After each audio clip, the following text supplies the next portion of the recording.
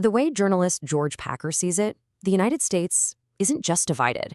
It's fractured, shattered into four competing stories, four different tribes that are basically at war with each other.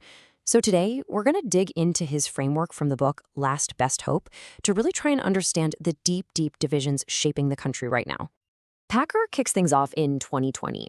He says the pandemic, it wasn't just a health crisis, right? It was this moment where the entire country was forced to stop and just look at itself, a long, hard stare in the mirror. And what we saw, he argues, was pretty shocking. It left us all with this one big question: who have we actually become?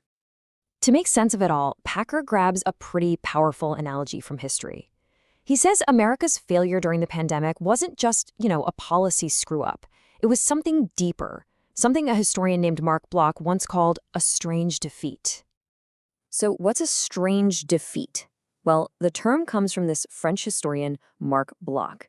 He was there, he saw his country just suddenly collapse in 1940. And he argued, look, this wasn't just about losing on the battlefield. It was years and years of internal rot. The country had lost its sense of itself, its institutions were crumbling.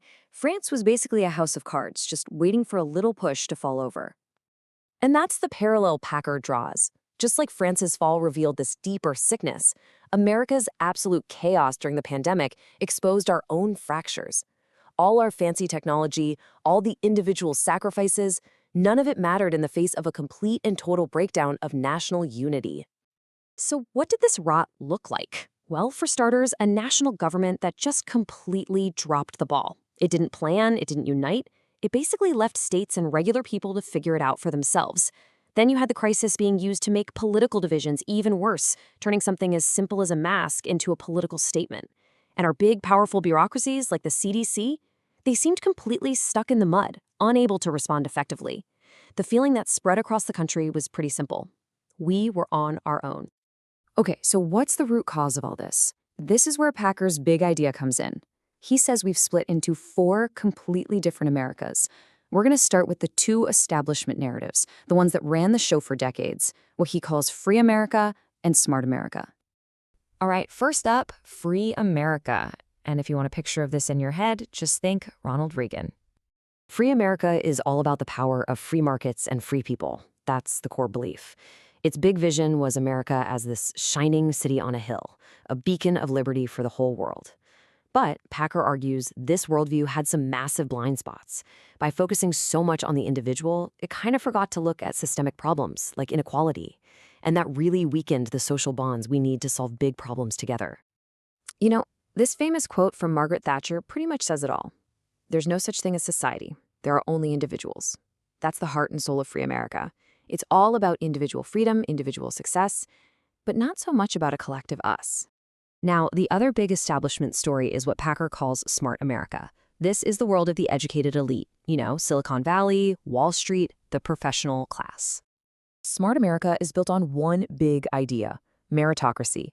The belief that your talent and your hard work should be what determines your success. They saw a future that was globalized, tech-savvy, where good education was your ticket to the top. But Packer says that promise didn't really pan out. Instead of a land of opportunity, meritocracy kind of hardened into a new aristocracy. If you weren't born into it, it got harder and harder to climb that ladder. Yeah, the focus really shifted. It wasn't about lifting up the entire working class anymore. It was about giving a few talented people a way to climb out of the working class. The message was pretty blunt. Get a college degree or you're going to be left behind. And for a huge part of the country, that felt like being abandoned. So, when these two big stories, Free and Smart America, started to fail, they left a huge vacuum. And into that vacuum rushed two really powerful rebellions. Let's talk about Real America and Just America. First, you've got the populist uprising on the right, what Packer calls Real America. Yep, this is Trump's America. Real America is basically a rebellion from the ground up against the promises of both Free and Smart America, which it feels totally betrayed by. The core belief here is that the whole system is rigged by elites. This story is fueled by a lot of resentment and suspicion, and it often takes the form of nativism and a kind of Christian nationalism that honestly has pretty deep roots in American history. Packer actually says it was Sarah Palin who gave this worldview its name. And this quote from 2008 just nails it. It draws this really sharp line between the real, patriotic, hardworking America and, well, everyone else. And the fourth and final story? That's the rebellion from the left. Packer calls this one Just America. Just America is the rebellion of a younger generation that looks at the world of smart America and just doesn't buy it. They reject the whole idea of slow, steady progress because they see injustice everywhere. To them, meritocracy isn't real. It's just a cover for a system that's already rigged. So the focus shifts away from individual opportunity and toward group identity and equity. It's a worldview that sees everything through the lens of power, systems, and oppression. You can trace the intellectual roots of Just America way back. This quote from 1977 really gets to the core of it. It's the foundational idea of what we now call identity politics, that your personal identity and your group's lived experience is where real political understanding and authority comes from. So let's put it all together.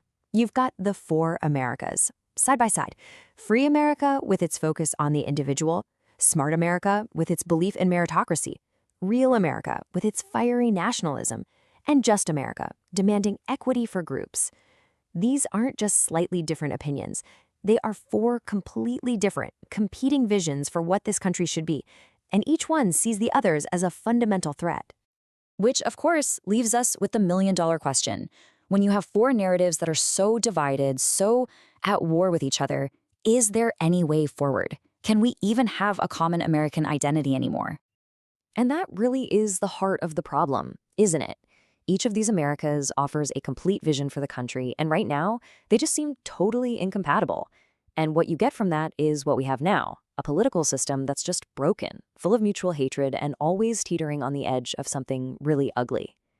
So, is there a last best hope? Packer thinks there might be. And to find it, he goes way back, almost 200 years, to Alexis de Tocqueville.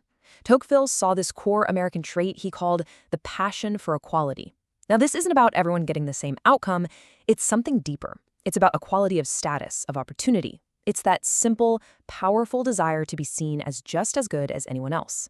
Packer suggests that maybe, just maybe, this hidden code is the only thing left that could possibly bring us back together. And that's where we'll leave it with this final, really tough question. In a country this fractured, where we can't even agree on basic facts, is a shared idea enough to hold us together? Can this passion for equality, what the poet Walt Whitman once called a fervid and tremendous idea, can it really be our last best hope?